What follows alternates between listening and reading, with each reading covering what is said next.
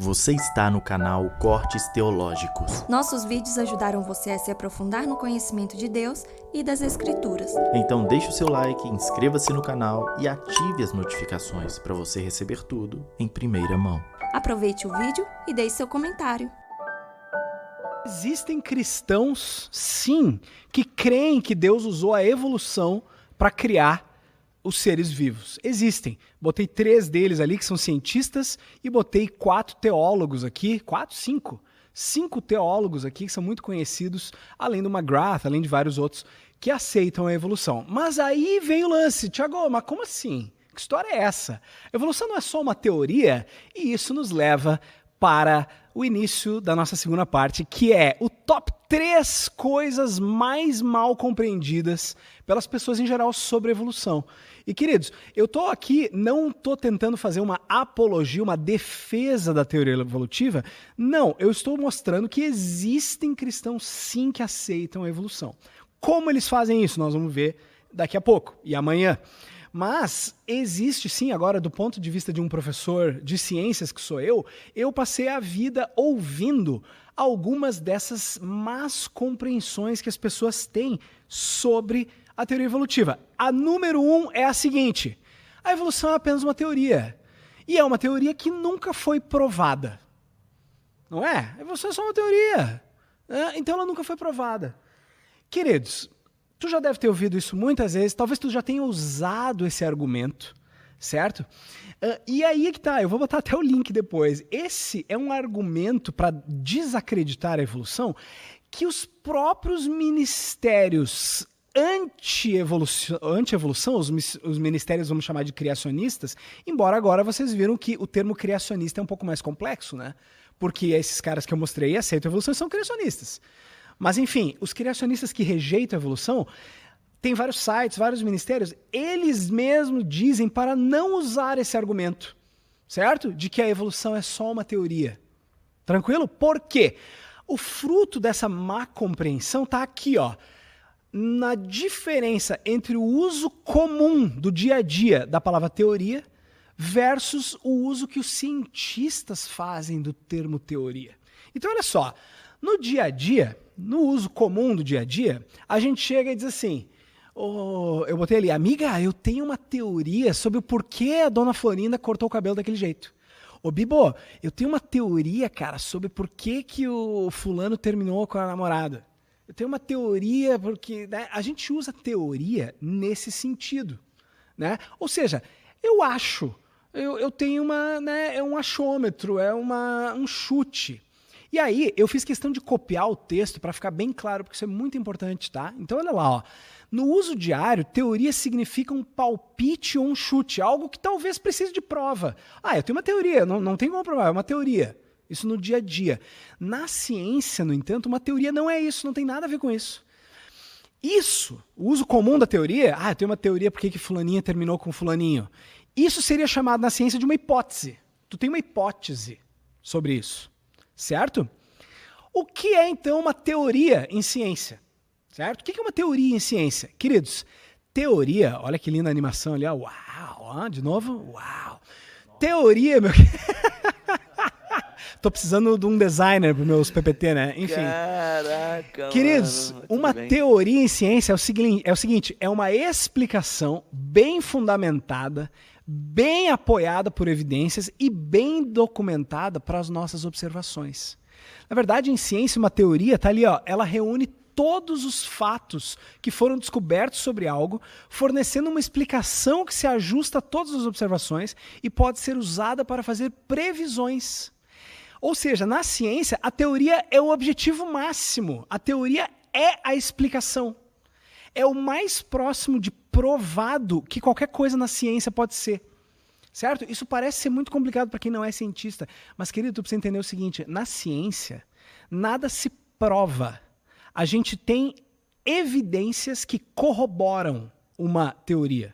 Evidências que corroboram uma hipótese e depois a hipótese pode vir a ser parte de uma teoria, certo? Ou seja, a teoria é a explicação. Tiago, eu não entendi nada. Calma, tu vai entender.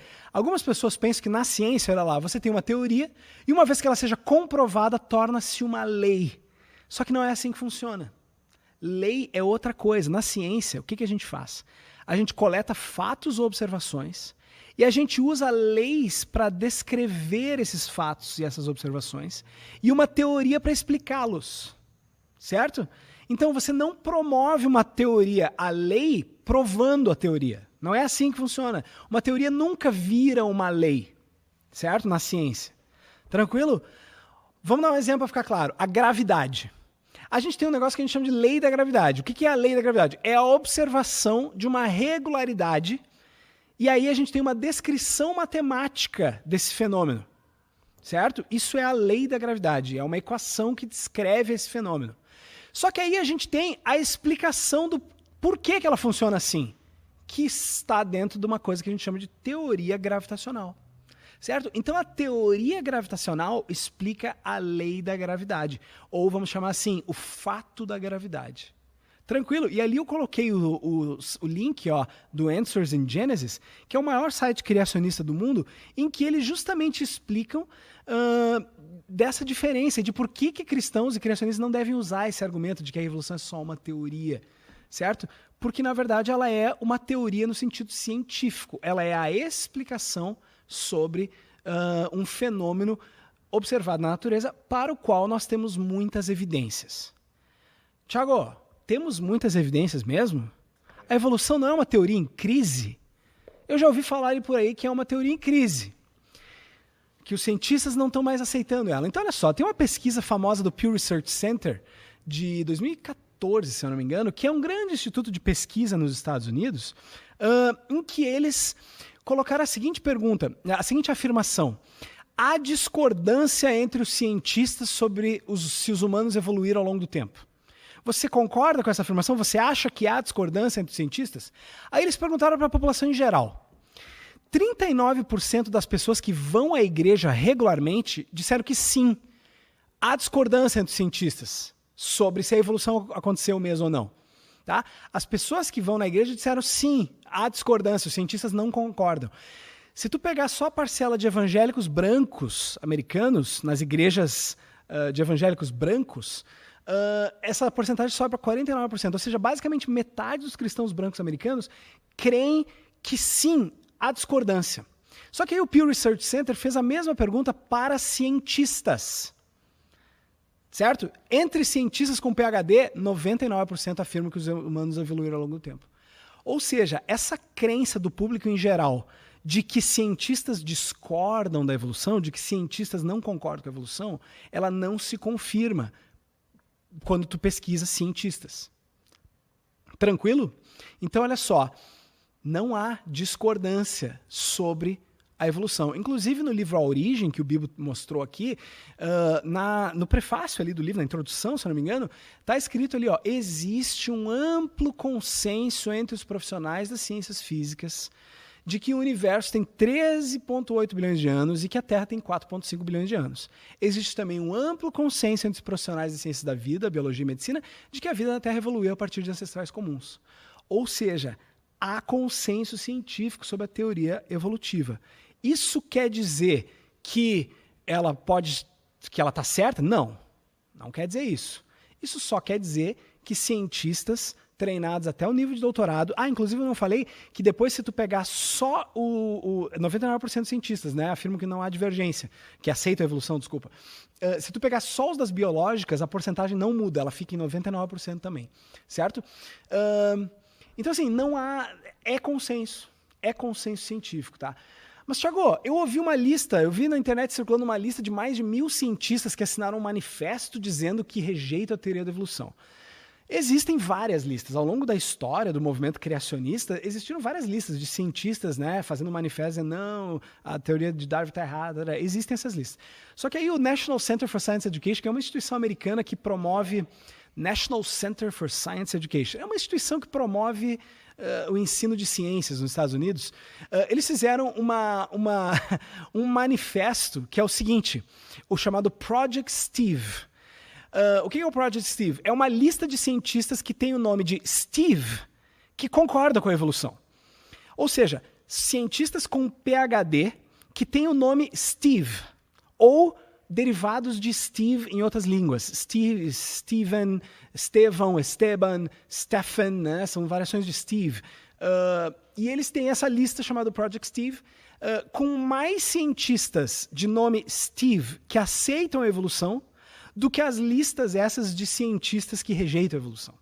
Então, tu imagina, tem mais Steves que aceitam a evolução do que cientistas nessas listas aí que rejeitam a evolução. Tudo isso para dizer que a evolução é sim um consenso científico. Ô, Tiago, eu vou certo? te interromper. Vai.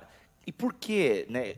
Tudo bem que a lista de Steves, só de Steves, Steve vai, Steve vem, essas coisas, ela é maior do que toda a galera, né?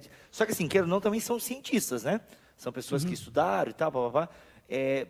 Por que eles negam eles rejeitam a teoria só pela questão metafísica e teleológica, ou eles apresentam também alguma evidência da ciência e tal? Boa parte dessas listas tem a ver com o movimento do design inteligente, né? Que é a turma principalmente a maior dessas listas, se não me engano, é do Instituto Discovery americano, que tem uma lista, então, de umas 1.000, é menor do que a dos Steves, é 1.200, 1.300. Eu olhei hoje de manhã a lista, inclusive, é uns 1.250 pela minha contagem, que estão ali. Mas, enfim, o fato é o seguinte, é difícil saber, mas uma coisa que é importante dizer é que existem vários caras, por exemplo, dentro do próprio movimento do design inteligente, que rejeitam coisas da teoria darwiniana, ou da evolução, mas que aceitam alguns pressupostos, algumas coisas da evolução. O próprio Michael Behe, que é um grande ícone, né? É o maior ícone do movimento do design inteligente, ele não rejeita a evolução.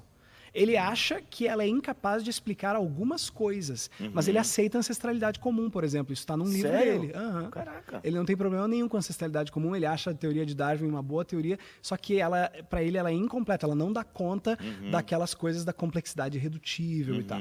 Então, na verdade, não dá para afirmar nem que todos esses nomes nas listas, essas, vamos dizer, de gente que rejeita a evolução, rejeitam tudo da evolução, e também não dá para afirmar muito bem o porquê, né? Sim. Enfim. E tem a questão também que nem todos são biólogos, né?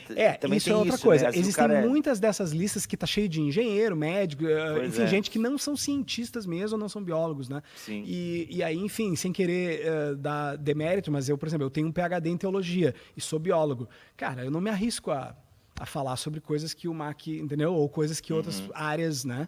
Mas enfim.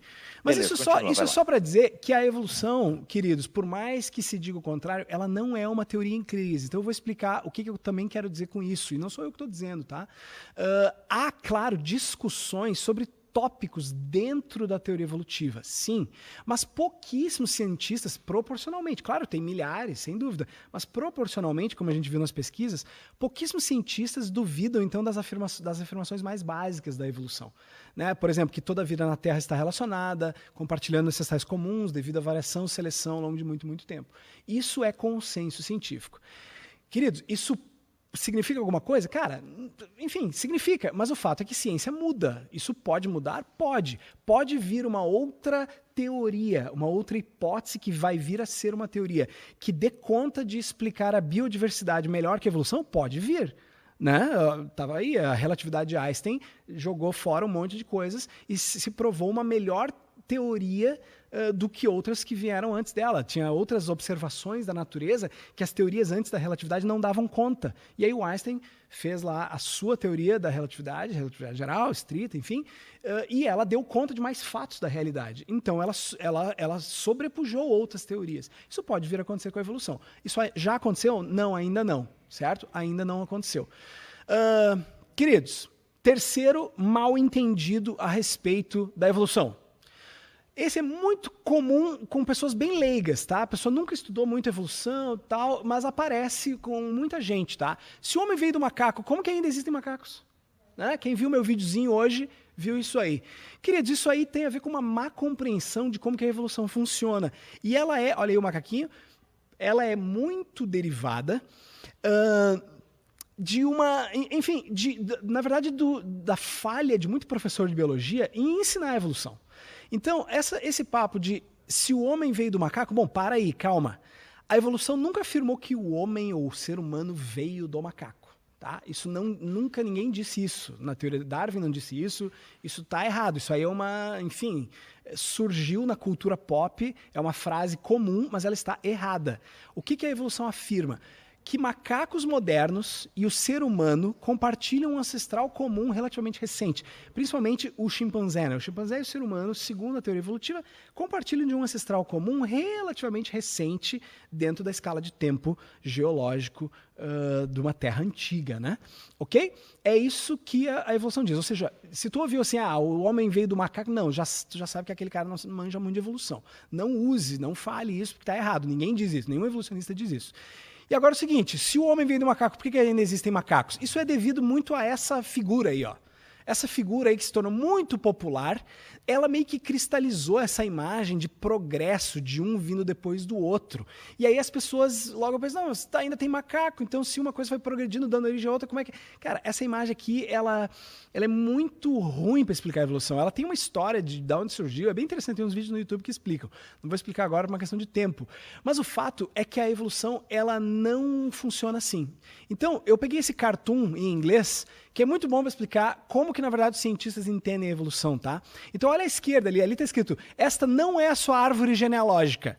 Ou seja, você tem o seu avô, aí depois o seu bisavô, o seu avô, o seu pai e você. Não é assim, né? Ou seja, essa imagem da esquerda, ela daria a ideia assim, ó. Bom, se você está aí vivo, como é que o seu pai está vivo? Tu entendeu?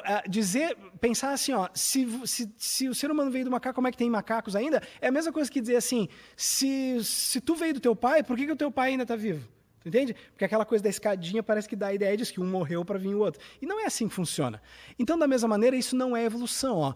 Peixe deu origem a uma salamandra, um anfíbio que deu origem a um gato, um veio depois do outro. Não, a evolução ela é mais parecida com aquilo ali, ó. Olha dos dois lados, ó. A gente tem os teus bisavós lá, eles deram origem aos teus avós, que estão ali na linha, certo? Só que esses aí tiveram filhos, e aí tá lá os teus primos, e você tá lá na ponta, ó. Né? Os teus avós deram origem aos teus pais, e os teus pais deram origem a você, you ali, né? Só que eles deram origem a você e aos teus irmãos. Ou seja, esse diagrama representa um pouco melhor como é que é a evolução. Ela é uma árvore genealógica. Certo? Então ali a gente tem um ancestral comum de todos os vertebrados, certo? E aí dali se diferenciou aquilo que veio a ser o grupo dos peixes. A gente tem o ancestral comum dos vertebrados de 4 pernas, está escrito ali four-leg, né? Aí veio os anfíbios. Ou seja, tudo que está depois, ali, anfíbios, o ser humano e os mamíferos, eles têm 4 pernas, concorda? Os peixes que estão antes não têm. Certo? Ou seja, a evolução ela funciona como uma árvore, um diagrama dessa maneira, e não como uma escadinha. Tá? Os biólogos eles chamam isso de cladograma, certo? Que é um jeito mais exato de representar a evolução. Aí tu vê um diagrama e aqui tu vê um cladograma simplificado, por exemplo, do ser humano, né? Com os seus parentes mais próximos, segundo a teoria evolutiva. Claro que esse cladograma, conforme tu vai dando zoom, tu vai tendo outras ramificações dessas linhas, desses galhos, certo? Tranquilo? E aqui está um cladograma de toda a vida na Terra, gigantesco. Tá? É um diagrama que coloca o ser humano lá na ponta direita por uma questão de que a gente fez o desenho para ver a gente. Mas pode ver, ó, no cladograma da direita, o ser humano é um lá no meio dos outros. Né? No da esquerda, a gente botou ele na ponta da direita, mas eu poderia fazer um cladograma ali da esquerda botando um daqueles outros em evidência à direita. E aí o ser humano ia estar lá perdido no meio da árvore. Tranquilo? É uma maneira de representar as relações de parentesco e de ancestralidade comum.